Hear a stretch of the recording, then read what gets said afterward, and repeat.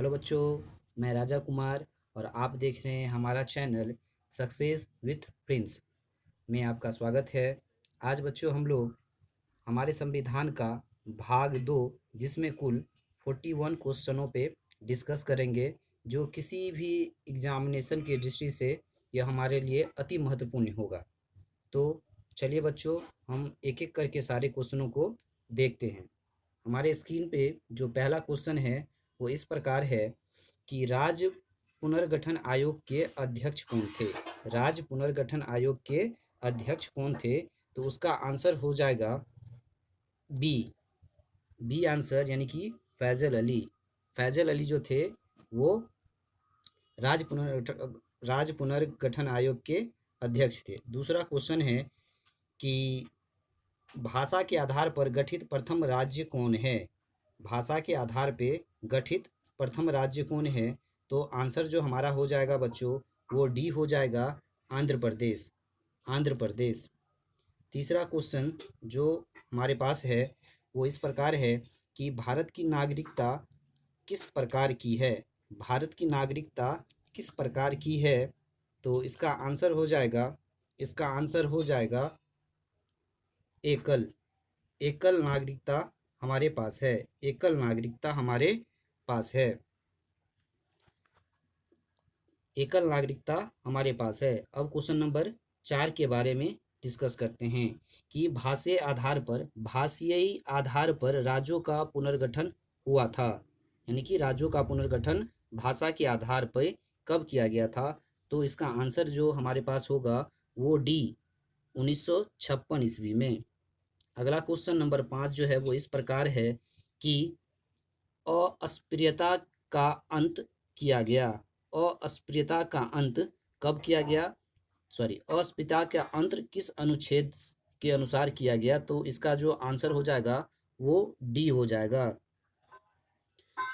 अनुच्छेद 17 में। अगला क्वेश्चन जो है वो हमारा इस प्रकार है कि वर्तमान में मूल कर्तव्यों की संख्या कितनी है। वर्तमान में मूल्य कर्तव्यों की संख्या कितनी है, तो इसका आंसर जो है बच्चों हमारे पास जो है हो जाएगा वो हो जाएगा बी 11।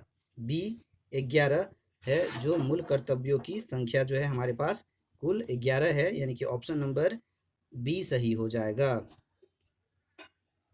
अब अगला क्वेश्चन जो हमारे पास है वो इस प्रकार है, 7 नंबर का क्वेश्चन कि किस संविधान संशोधन के द्वारा नागालैंड को राज्य बनाया गया था। नागालैंड को राज्य जो है किस संविधान संशोधन के द्वारा बनाया गया था, तो इसका जो सही आंसर होगा वो बी हो जाएगा, 13वां।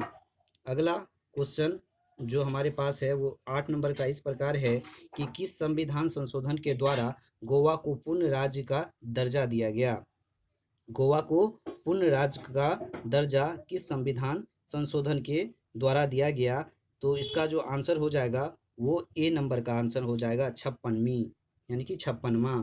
अगला क्वेश्चन जो 9 नंबर का क्वेश्चन हमारे पास है, जो 9 नंबर का क्वेश्चन हमारे पास है वो इस प्रकार है कि नागरिकता से संबंधित कानून किस देश के संविधान से लिया गया है, तो इसका जो आंसर हो जाएगा हमारे पास वो हो जाएगा डी, इंग्लैंड। इंग्लैंड से जो है वो लिया गया है। अगला क्वेश्चन जो हमारे पास 10 नंबर का है वो इस प्रकार है कि भारतीय संविधान की संघीय व्यवस्था, भारतीय संविधान की संघीय व्यवस्था किस देश के संविधान से लिया गया है, तो इसका जो आंसर हमारे पास हो जाएगा वो सी हो जाएगा, कनाडा। कनाडा के संविधान से लिया गया है। अगला 11 नंबर का क्वेश्चन है कि शिक्षा का मौलिक अधिकार किस अनुच्छेद के अंतर्गत प्रदान किया गया, तो इसका जो आंसर हमारे पास हो जाएगा वो अनुच्छेद 21 का क, अनुच्छेद 21 का क, यानी कि डी ऑप्शन सही होगा। अगला क्वेश्चन 12 नंबर का जो इस प्रकार है कि नागरिकता किस सूची का विषय है, यानी कि नागरिकता जो है वो किस सूची का विषय है, तो इसका जो आंसर हो जाएगा वो हो जाएगा ए, यानी कि राज्य सूची का विषय होगा। अब अगला क्वेश्चन जो हमारे पास है 13 नंबर का क्वेश्चन वो इस प्रकार है कि नागरिकता से संबंधित कानून का प्रावधान संविधान के किस भाग में है या किस भाग में किया गया है? तो इसका जो आंसर हो जाएगा वो हो जाएगा बी, भाग दो। भाग दो में, बी भाग दो सही होगा। अब अगला क्वेश्चन जो हमारे पास है वो 14 नंबर का है। वो इस प्रकार है कि राज्य के नीति निर्देशक सिद्धांत का वर्णन संविधान के किस भाग में किया गया? संविधान के किस भाग में किया गया? तो इसका जो आंसर होगा वो बी हो जाएगा, भाग 4। भाग 4। अब अगला क्वेश्चन जो 15 नंबर का है वो इस प्रकार है कि कि देशीकरण के द्वारा भारतीय नागरिकता को प्राप्त करने के लिए भारत में कितने वर्षों तक निवास करना आवश्यक है? भारत में कितने वर्षों तक निवास करना आवश्यक है जिससे हमें भारत की नागरिकता मिल जाए? तो इसके लिए जो ऑप्शन होगा वो होगा डी सही, यानी कि 5 वर्ष। 5 वर्ष, कम से कम 5 वर्ष। अगला जो 16 नंबर का क्वेश्चन है वो इस प्रकार है कि प्रश्न की समय सीमा कितनी होती है? प्रश्नकाल की समय सीमा कितनी होती है? तो इसका जो आंसर हो जाएगा वो ए हो जाएगा, 1 घंटे का। कितने देर का होता है? 1 घंटे का।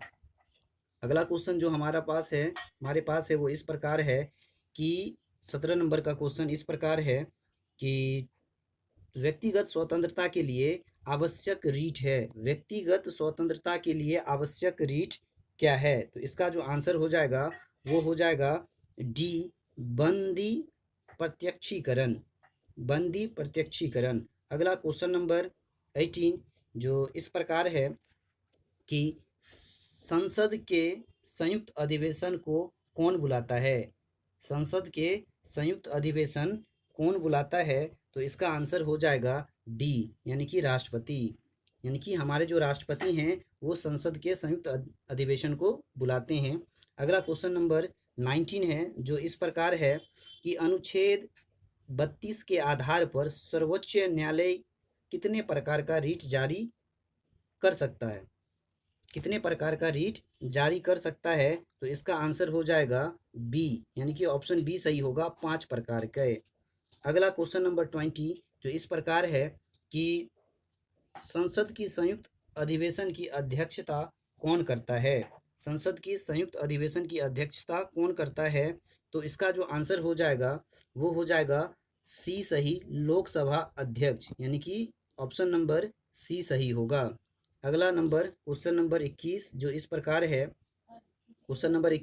प्रकार है कि भारत के मूल संविधान में कुल कितने मौलिक अधिकार का प्रावधान किया गया है? कुल कितने मौलिक अधिकार का प्रावधान किया गया है? तो इसका आंसर हो जाएगा कुल जो है वो कुल 7, सी ऑप्शन हो जाएगा सी, यानी कि 7 प्रकार के मौलिक अधिकार का प्रावधान किया गया है। अगला जो क्वेश्चन है हमारा वो इस प्रकार है कि राज्य सूची में कुल कितने विषय हैं? यानी कि राज्य सूची जो है उसमें विषयों की संख्या कितनी है? तो इसका जो आंसर हो जाएगा वो हो जाएगा बी, ऑप्शन बी सही होगा, 61, यानी कि 61। क्वेश्चन नंबर 33 जो इस प्रकार है कि किस अनुच्छेद में प्रेस की स्वतंत्रता वर्णित है? किस अनुच्छेद में प्रेस की स्वतंत्रता वर्णित है? तो इसके लिए जो आंसर हो जाएगा हमारा ऑप्शन वो बी सही होगा, 19(1) का क, यानी कि 19(1) का क, ये सही होगा। अगला है 24 नंबर का क्वेश्चन जो इस प्रकार है कि चौथा स्तंभ के नाम से किसे जाना जाता है? चौथा स्तंभ के नाम से किसे जाना जाता है? तो इसका आंसर जो होगा वो हो जाएगा ऑप्शन सी, यानी कि प्रेस को चौथा स्तंभ के नाम से जाना जाता है। क्वेश्चन नंबर 25 क्वेश्चन नंबर 25 जो इस प्रकार है कि प्राण और दैहिक स्वतंत्रता का संरक्षण संविधान के किस अनुच्छेद में किया गया था? यानी कि प्राण एवं दैहिक स्वतंत्रता का संरक्षण संविधान के किस अनुच्छेद में किया गया? तो इसका आंसर जो हो जाएगा वो हो जाएगा आंसर बी। बी यानी कि अनुच्छेद 21 यानी कि 21 के अंतर्गत। अगला जो क्वेश्चन नंबर 26 यानी कि 26 है वो इस प्रकार है कि संघ सूची में कुल कितने विषय हैं। संघ सूची में कुल कितने विषय हैं, तो इसका आंसर हो जाएगा 100। कितना हो जाएगा 100। संघ सूची में कुल 100 विषय हैं। संघ सूची में कुल 100 विषय हैं, तो इसका आंसर 100 हो जाएगा। अगला है कि भारतीय संविधान सभा में मौलिक अधिकार किस देश के संविधान से लिया गया है। क्वेश्चन नंबर 27 कि भारतीय संविधान में मौलिक अधिकार किस देश के संविधान से लिया गया है, तो इसका आंसर हो जाएगा यूएसए। इसका आंसर यूएसए यानी कि ए हो जाएगा। अगला क्वेश्चन जो 28 नंबर का क्वेश्चन है वो इस प्रकार है। 28 नंबर का क्वेश्चन इस प्रकार है कि भारतीय संविधान में विधि द्वारा स्थापित प्रक्रिया किस देश के संविधान से लिया गया है, तो इसका जो आंसर हो जाएगा वो हो जाएगा बी यानी कि जापान से लिया गया है। अगला क्वेश्चन जो 29 नंबर का वो इस प्रकार है।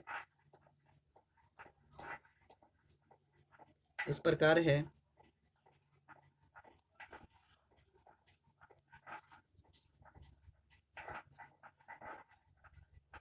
इस प्रकार है 29 नंबर का क्वेश्चन इस प्रकार है कि 29 नंबर का क्वेश्चन इस प्रकार है कि मूल कर्तव्यों से संबंधित प्रावधान किस देश के संविधान से लिया गया है, तो इसका आंसर हो जाएगा सी पूर्व सोवियत संघ से लिया गया है। अगला क्वेश्चन जो 30 नंबर का है वो इस प्रकार है कि भारतीय संविधान के किस भाग में निर्वाचन का उपबंध किया गया है। निर्वाचन का उपबंध किस भाग में किया गया है, तो इसका जो सही आंसर हो जाएगा वो हो जाएगा ऑप्शन बी यानी कि भाग 15।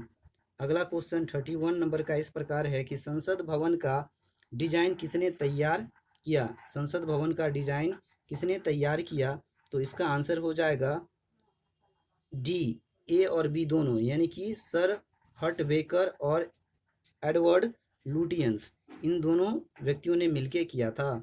अगला 32 नंबर का क्वेश्चन है जो हमारे पास इस प्रकार है कि राज्य पुनर्गठन आयोग की स्थापना हुई थी, यानी कि राज्य पुनर्गठन आयोग की स्थापना कब हुई थी, तो इसका आंसर हो जाएगा ऑप्शन डी सही हो जाएगा यानी कि ऑप्शन डी यानी कि 1953 यानी कि 1953। अब है 33 नंबर का क्वेश्चन। 33 नंबर का क्वेश्चन कि अभी तक भारतीय नागरिकता अधिनियम 1955 में कितने बार संशोधन हो चुका है, तो इसका जो सही आंसर होगा वो हो जाएगा ए यानी कि कुल 6 बार।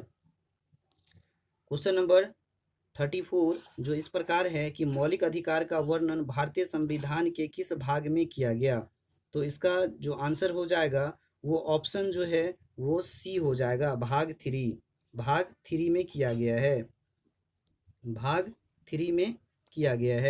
35 नंबर का क्वेश्चन इस प्रकार है कि भारतीय संविधान में आपातकालीन उपबंध किस देश के संविधान से लिया गया है, तो इसका जो सही आंसर हो जाएगा वो ऑप्शन ए हो जाएगा जर्मनी से लिया गया है। अगला 36 नंबर का क्वेश्चन है। 36 नंबर का भारतीय संविधान के किस अनुच्छेद में उपाधियों का अंत किया गया, यानी कि उपाधि का अंत जो है वो किया गया, तो उसका जो हो जाएगा वो ऑप्शन ए सही अनुच्छेद 18। अगला क्वेश्चन नंबर 37 जो इस प्रकार है कि मौलिक अधिकारों का रक्षक माना जाता है, यानी कि मौलिक अधिकार का रक्षक जो है वो किसे माना जाता है, तो इसका जो आंसर सही हो जाएगा वो ऑप्शन नंबर डी हो जाएगा, यानी कि सर्वोच्च न्यायालय ए में और बी में हो जाएगा उच्च न्यायालय, यानी कि ये दोनों करते हैं। अगला जो क्वेश्चन नंबर 38 है वो इस प्रकार है कि मौलिक अधिकारों का निलंबन कर सकता है? मौलिक अधिकारों का निलंबन कर सकता है? कौन कर सकता है? तो इसका जो आंसर सही होगा वो होगा राष्ट्रपति, यानी कि आंसर डी, हमारे राष्ट्रपति कर सकते हैं। अगला है 39 नंबर का क्वेश्चन कि शिक्षा का मौलिक अधिकार कब पूरे भारत में लागू किया, यानी कि शिक्षा का मौलिक अधिकार पूरे भारत में कब लागू किया गया? तो इसका जो आंसर होगा वो होगा ऑप्शन बी, 1 अप्रैल 2010 को। 1 अप्रैल 2010 को जो है इसे पूरे भारत में लागू किया गया। क्वेश्चन नंबर 40 जो इस प्रकार है कि किस संविधान संशोधन द्वारा संपत्ति के अधिकार को मूल अधिकार की श्रेणी से हटाकर विधिक अधिकार किया गया? विधिक अधिकार किया गया। तो इसका जो सही आंसर है वो ऑप्शन नंबर ए हो जाएगा 44, यानी कि 44। अगला और ये लास्ट क्वेश्चन हमारा है इस भाग के लिए, वो इस प्रकार है कि समवर्ती सूची में कुल कितने विषय हैं? समवर्ती सूची में कुल कितने विषय हैं? तो इसका जो ऑप्शन नंबर है वो सही वो ए हो जाएगा, कुल 100 विषय हैं। समवर्ती सूची में कुल कितने विषय हैं? तो कुल 100 विषय हैं। तो बच्चों, आपको यह वीडियो अच्छा लगा होगा तो आप इस वीडियो को लाइक और सब्सक्राइब जरूर करें। इसके अलावे बेल आइकन को भी दबाएं और इसे शेयर करें ताकि हमारा इसी प्रकार के वीडियो सबसे पहले आप तक पहुंच सके और आप विभिन्न प्रकार के प्रतियोगिताओं, परीक्षाओं में या एग्जामिनेशन में, विभिन्न प्रकार के कंपटीशन लेवल के एग्जामिनेशन में आप अच्छे मार्कों को प्राप्त कर सके। धन्यवाद। Take care.